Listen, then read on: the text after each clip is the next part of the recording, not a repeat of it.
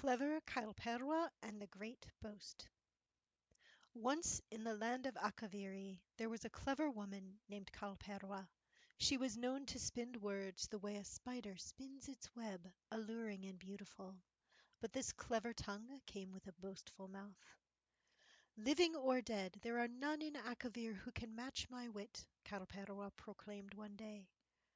Though her parents tried to silence her, Kail-Perwa would not take back her words. She repeated them once, twice, thrice, and on that third time her words were so sure and loud that they echoed all the way into the afterlife. "There are none so clever as I." Though all of Kail-Perwa's ancestors were displeased with her words, one spirit in particular took great offense. It was the spirit of General Harrobanar, a man who had won many great victories with his cleverness. The general had always been modest about his accomplishments, and was displeased that his descendant did not follow this example. "Kail-Perwa claims to be more clever than all, living and dead," the general proclaimed. "I shall travel to the world of the living and see if these boastful words hold any truth." General Harrobanar was well honored by the living, and so his spirit was strong enough to leave the afterlife and venture into the mortal realm. He did so now, changing his ghostly appearance into that of a warrior in golden armor.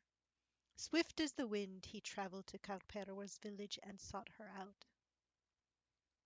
The general found Kail-Perwa at the edge of the village, collecting herbs for her house. For a moment he hesitated, for the general knew his descendant to be as dutiful as she was clever, and so he resolved to give her one last chance to renounce her boastful ways and live modestly. "I seek Kail-Perwa," said General Harrobanar, making his presence known. "Be you her?" Kail-Perwa looked up and nodded, wiping the dirt from the palm of her hands. "Yes, I am she." "It is said that you claim to be more clever than any living or any dead. Be this true?" Kail-Perwa stood to her full height and gave the general a confident smile. "Yes, it is true. There are none so clever as I." "That is quite the claim to make," replied the general, his voice growing cold. "After all, how can you prove yourself against the dead?" Kail-Perwa shrugged. "Should any of the dead take offense from my words, let them prove themselves to me. After all, cannot spirits visit the land of the living?" "Very well," said the general, with a solemn nod. "For the next 3 nights you will be visited by the cleverest of your ancestors. Prove yourself to them, and your boast will become the truth." Suddenly Kail-Perwa was afraid. How could this stranger make such a claim? "Who are you?" she asked, her voice trembling. "I am he who will meet you on the 3rd night," said General Harrobanar, his voice mighty, his gaze unflinching. "I am he who will acknowledge you as cleverest of all, should you prove yourself so, and I am he who will punish you, should your boasts be but clever lies." And with that he was gone. Kail-Perwa found it very difficult to sleep that night. The warrior in gold had claimed that she would be visited by 3 of her cleverest ancestors. Should Kail-Perwa fail to prove her wit to all 3 of them, she would be punished. But how would she be punished? Kail-Perwa was clever enough to know that the warrior in gold who had visited her was an ancestral spirit. As such, the spirit had the power to grant her both great fortune or misfortune, depending on his ruling. He could even drag Kail-Perwa into the afterlife, should he be truly angered. Would she be able to pass these 3 trials? Would she be killed if she failed? Such questions kept Kail-Perwa awake late into the night, until at last she fell asleep. When Kail-Perwa next awakened, she was not truly awake. She was inside a dream, of this she was sure, but her consciousness had never been so clear and aware in a dream as it was now. Truly it felt like she had been transported into another realm. And what a strange realm it was! The land around her was covered in a thin layer of water, cold against her feet. The sky above was an endless white. The only distinguishing feature was a twisted black tree jutting out from the water, and next to this tree was a lone woman dressed in red. Kail-Perwa instantly knew this was the first spirit who would judge her. The woman in red smiled. She was young and beautiful, with a noble bearing, and when she spoke, her voice was like the wind which foretells a great storm. "I have come to judge you," said the woman in red, "for you have claimed to be more clever than I. As your ancestor, I bear right to test that cleverness. Do you accept my judgment?" Kail-Perwa bowed deeply and said, "I do." "My task is simple, then. You must walk to me. This is all." Kail-Perwa worried her lip, for she doubted the task was as simple as the woman in red declared. Still, the only action she could take was to move forward. But as Kail-Perwa walked, she quickly found herself moving further and further away. It was as if the tree and the woman in red leaned away from her, just as swiftly as she walked forward. "All is not as it seems," thought Kail-Perwa. "There is a trick to this place that I have yet to see." So she looked behind her and saw but endless water. She looked above and saw but endless sky. But then she looked below and saw her own reflection. And this reflection, as impossible as it may have been, was facing away from the woman in red. Kail-Perwa could almost laugh. What a simple trick! As she moved forward, her reflection was moving her away from the woman in red. In order to walk towards the spirit, she must move her reflection in the correct direction, not herself. And so Kail-Perwa turned away from the woman in red and began to walk. It was an odd sensation, as her steps seemed to pull the land ahead of her further away. Very quickly she heard a tinkling laugh near her ear. She turned around, now face to face with the mysterious spirit. The woman in red smiled and said, "Very good, Kail-Perwa. You have solved my task. But tell me, do you realize the lesson learned?" Kail-Perwa bit her lip and shook her head, for she did not know. "To go forward, sometimes you must go back," the woman in red gently explained. "Let this lesson be your guiding words, for there are still 2 trials ahead." And with that, Kail-Perwa awoke to the morning sun.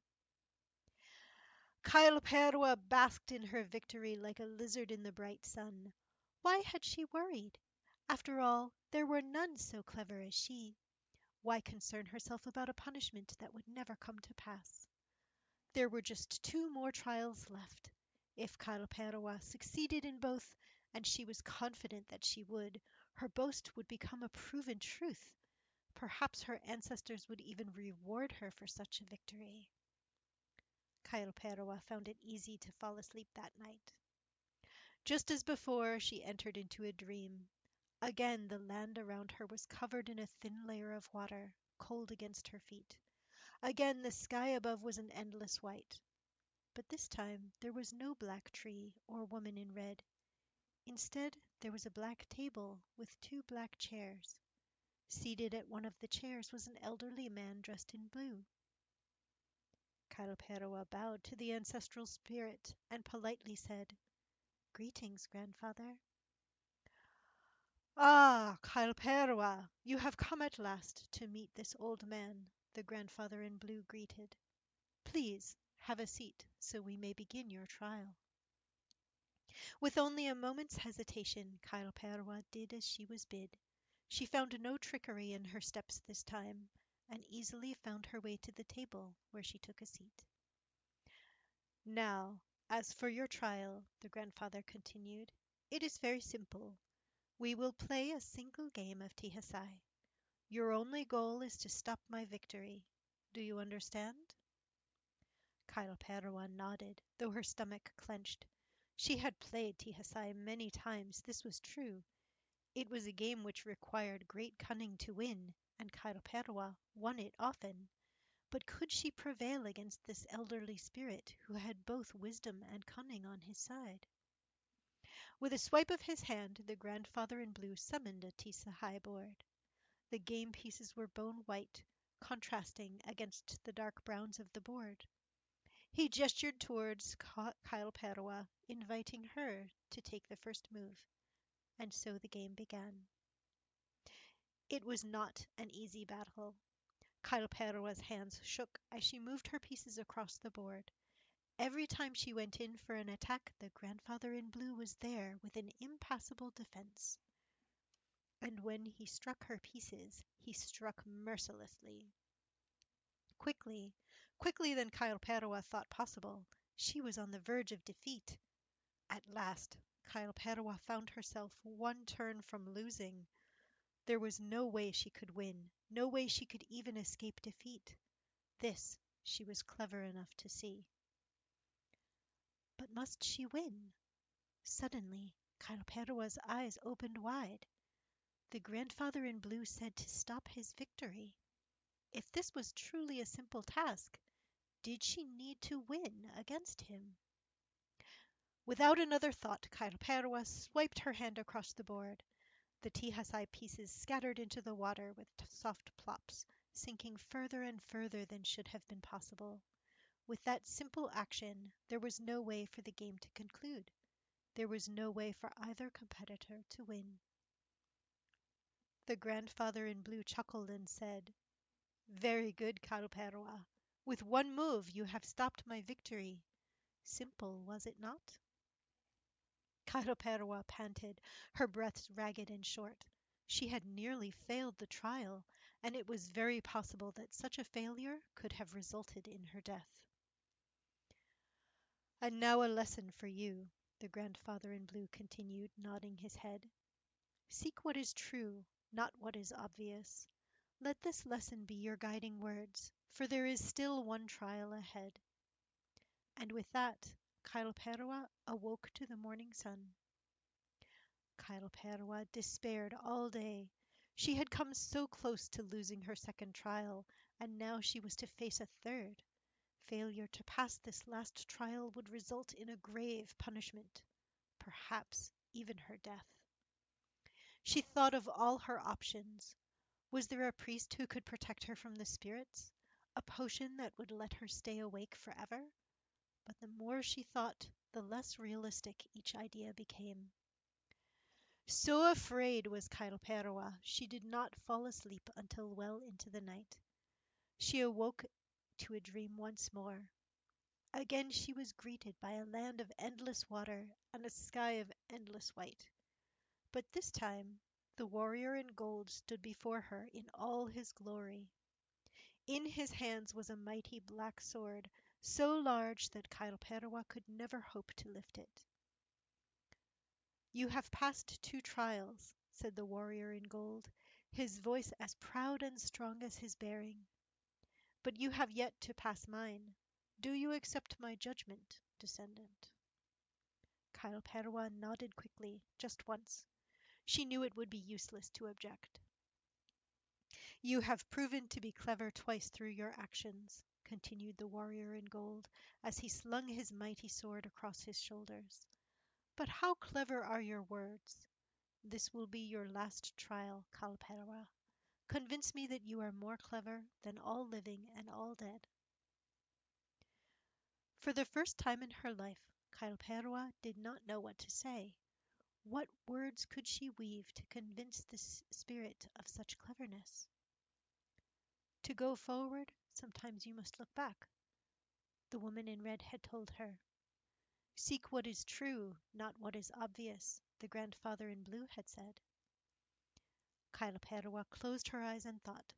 She had overcome 2 trials to prove herself more clever than any other. But was that truly the purpose of her hardships? Using all of her cleverness, using all of her wit, she thought about what she had learned and what she must do. When next her eyes opened, Kail-Perwa knew she had found the truth.